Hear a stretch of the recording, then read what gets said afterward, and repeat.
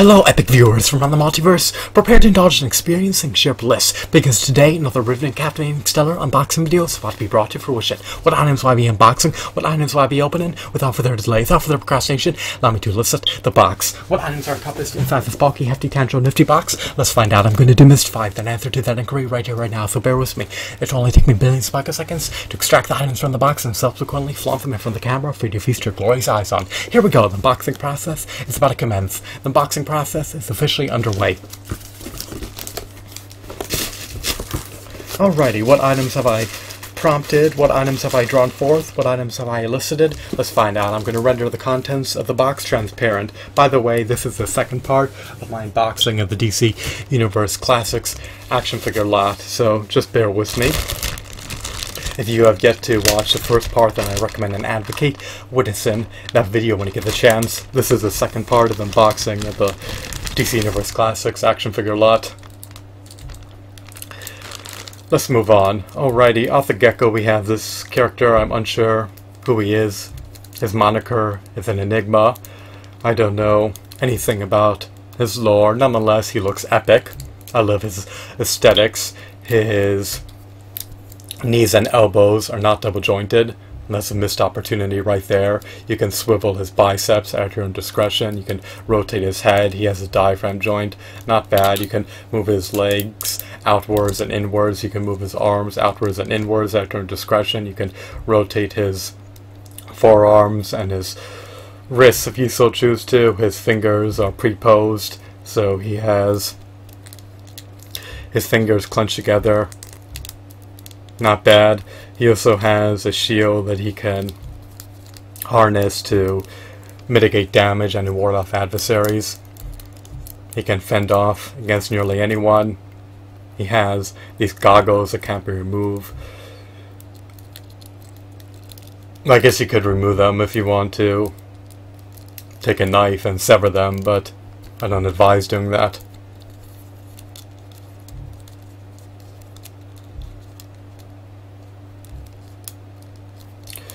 Alrighty. I love his design. I believe he was sculpted by the Four Horsemen Studios Corporation. They deserve their accolades. They did a stupendous job. This is a meritorious figurine. Look at his details, look at his shadings, look at his intricacies. I love his hues. He appears to have red skin. He's likely an alien.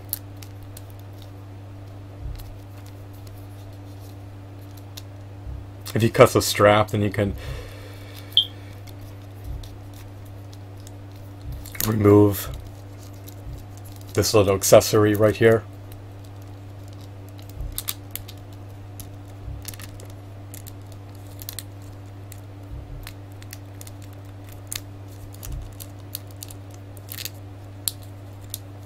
His pelvis appears to be intact. He has some muscle tones that are eminently defined.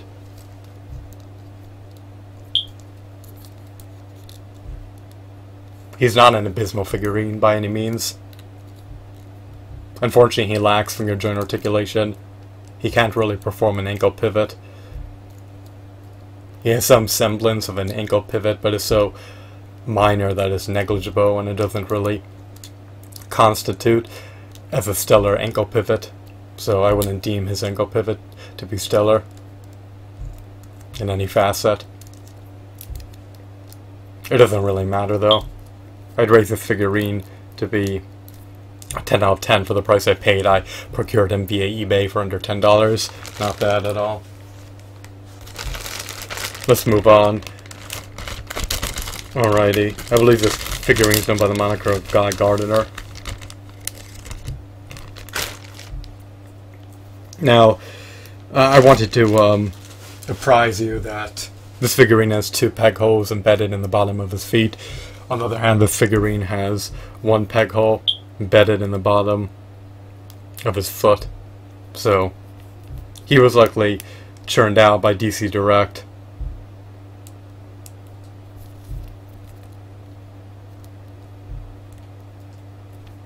And he lacks a diaphragm joint.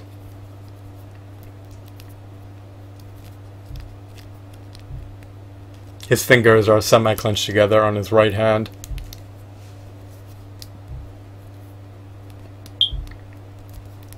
I love his outfit that's adorned with a Green Lantern symbol.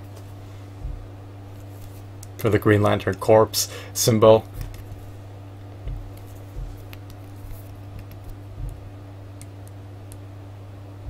What is the focal point of the figurine? Well, he looks powerful, he looks audacious.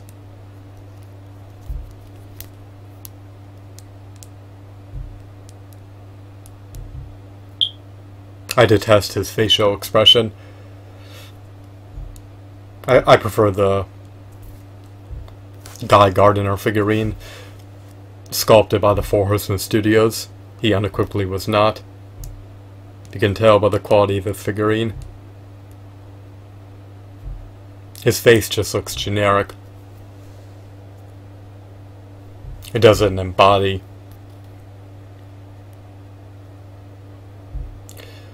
a DC hero. It looks akin to a face from a G.I. Joe character.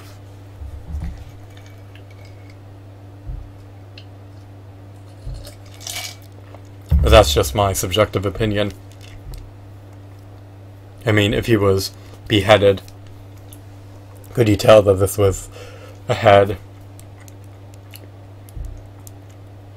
of a DC character? If you're not well acclimated with the DC lore, you luckily could not.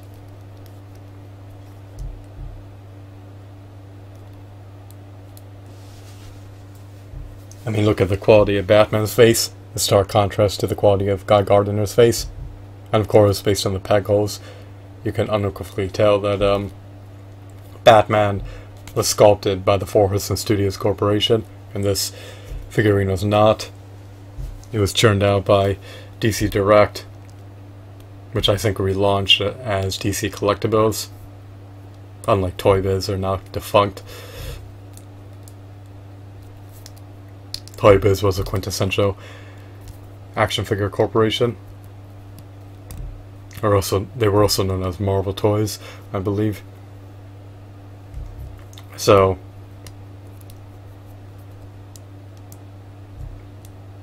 despite the egregious looking face for a DC character, I love the fact that he stands roughly 7 inches tall. He has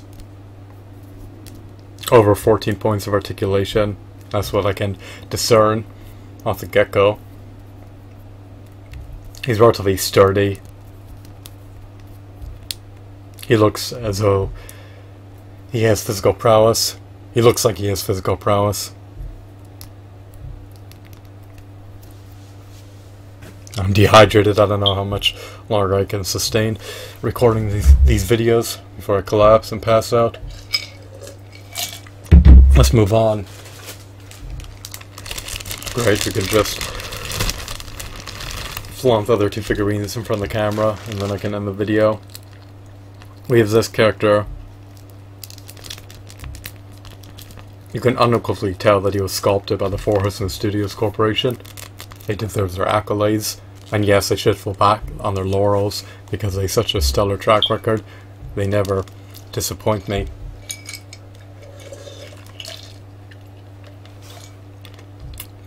Mattel struck gold when they contracted with them.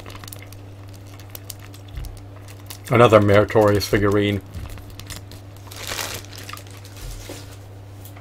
His mold looks akin to Batman's. Their sculpts look nearly identical. Are they homogeneous to one another? No, they're not.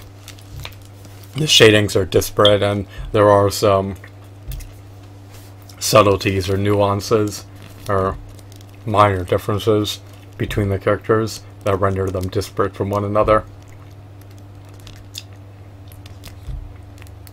The facial expression denotes that this character is older than Batman. Batman looks like he's middle-aged. based on this particular figurine's facial expression, he seems to be closer to retirement. That's my humble, subjective opinion. I don't know whether or not it has any merit, but I'll just presume that this character trumps Batman in age. Is this character known by the moniker of Catman, as the show knows? His utility belt looks a little bit more robust. It doesn't just have one hue, it doesn't just have one paint application. It actually has two, which are silver and brown. Batman's utility belt is just yellow, as far as I can tell, with my abysmal vision.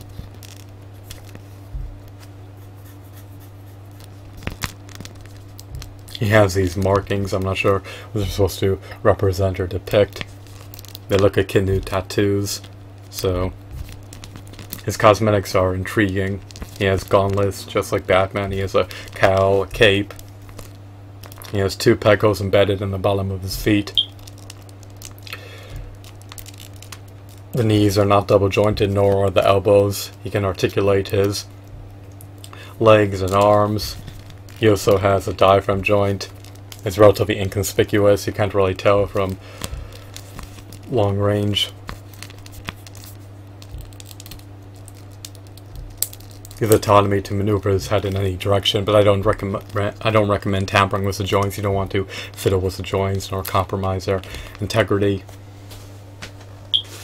Okay, this figurine I believe is known by the moniker of Gentleman's Ghost.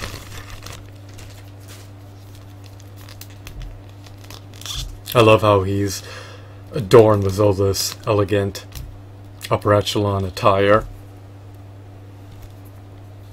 He lacks a head, so perhaps Mattel minimize their manufacturing costs amid churning out this figurine. He's supposed to wield either a scepter or a club or some sort of armament. I lack it. The seller never provided it. I knew what I was getting into prior to the advent of buying these figurines, but I'm not going to pay twice the price just to have his innate default weapon. You have to make do without it. But I detest the fact that his finger is pointing out. It just looks uncanny and out of context. I'd prefer if his hands were fisted or if they were at least semi-clenched together. But it's not the end of the world. I mean, the pose that his fingers are relegated to are not that awkward. What else? Just like the other figurines, his knees nor his elbows are double jointed. He has a diaphragm joint. He pretty much has as many points of articulation as the other figurines. He seems to have two peg holes embedded in the bottom of his feet.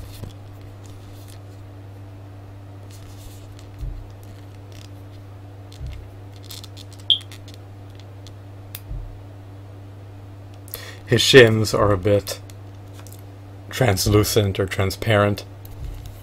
Same as his cape. You can see through part of it. I guess it's supposed to denote that he's a ghost. And then he can't be seen by the naked eye. Who knows? The novelty of this figurine is that you can't detect his face. And his face is enigmatic. So here he is. This character is mysterious, by all means. But you can likely ascertain details about this figurine if you read his lore. So, he's probably an adept fighter. He probably has adroitness. He probably is fearless. Does he have physical prowess? Does he have telekinetic powers? Who knows? Does he have mental acuity? Who the show knows? So, here he is. He's going to be inside in my shelf, and he's going to join the other figurines on one of the shelves. So once again, here are to the figures I unboxed, as well as the other 2 figurines I unboxed. 3 of them appear to be derived from the DC Universe Classics action figure line. This figurine appears to be produced by DC Direct as opposed to Mattel.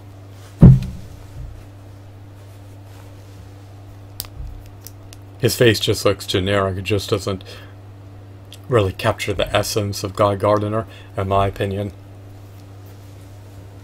If the Four Horsemen Studios sculpted a Guy Gardner figurine, I know the face would supersede this face in every facet in terms of intrinsic value. Figurines sculpted by the Four Horsemen Studios Corporation command hefty premium prices on eBay, so I was fortunate to obtain these figurines.